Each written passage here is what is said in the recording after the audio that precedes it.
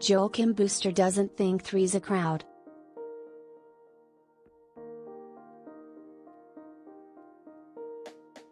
The Fire Island star talks about his love of being a part of Menage a Trois in his new Netflix special, Joel Kim Booster, Psychosexual, though he concedes they are a bit more tricky to coordinate now that he is in a relationship.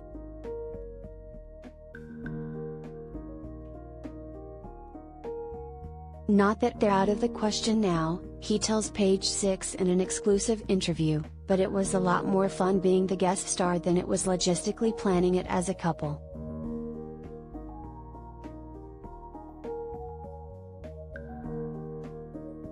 So yeah, I think it's a logistical nightmare now to engage in a threesome, but before it was just sort of, you come in and you get the spotlight and then you leave.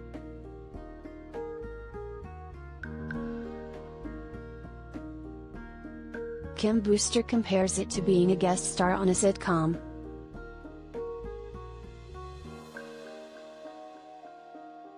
You want to be a series regular, but you realize there's a lot more responsibility in that, he adds with a laugh. You know, the call times are earlier, longer.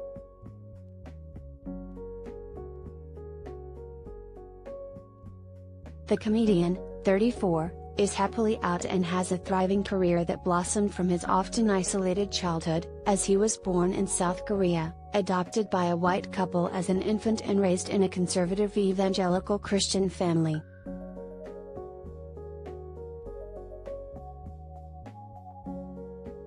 I don't think I had another Asian friend until I was in the 8th grade, he explains. It was pretty isolating.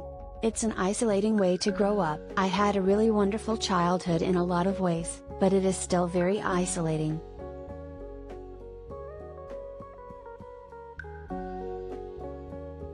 I feel like I'm sort of on the outside.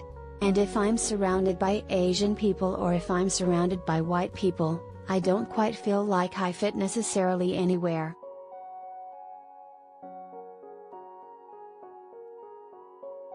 Kim Booster moved to New York in 2014 and earned his comedy credentials appearing in shows such as Shrill and writing for others like Billy on the Street.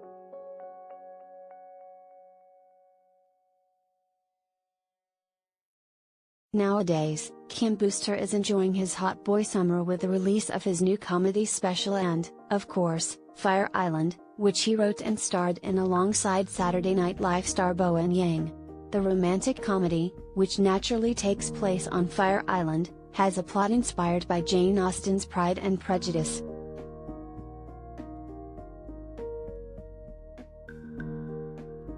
Besides being a hilarious and sweet love story, it also delves into racism and classism in the gay community, something that Kim Booster wanted to explore.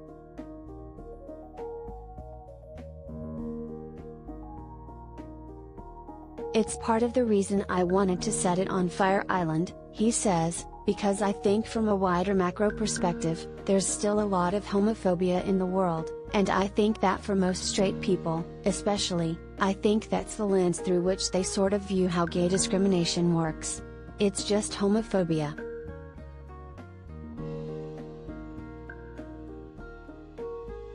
And I think that the assumption is that that is our main concern as well, he continues. And it is to a degree.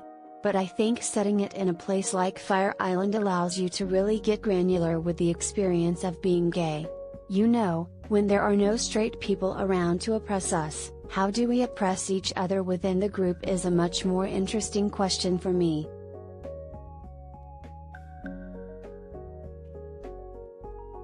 On a lighter, and cheekier, note, Booster freely admits that there are many gay pics of himself floating around the internet.